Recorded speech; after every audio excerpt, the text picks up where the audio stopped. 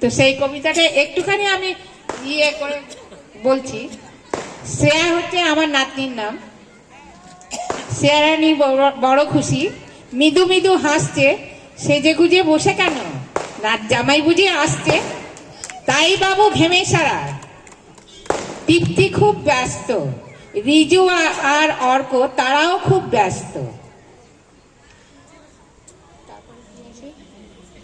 চারিদিকে হইচই, কত কি যে হচ্ছে, আমি শুধু বসে বসে তদারকি করছি।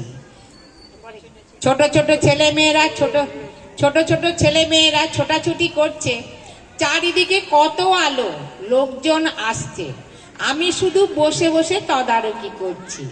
সন্ধেবেলা বর বাবাজি এসে হাজির হলো। তৃপ্তি, শান্তা, কৃষ্ণা মিলে বরকে বরণ করে নামালো, গাড়ি থেকে নামালো। আমি বর বাবাজির হাতটি ধরে সিংহাসনে বসালাম, নাচ জামাইয়ের পাশে বসে কত ফটো তুললাম। তারপরে মালা বদল, শুভদৃষ্টি, কত কি যে হলো।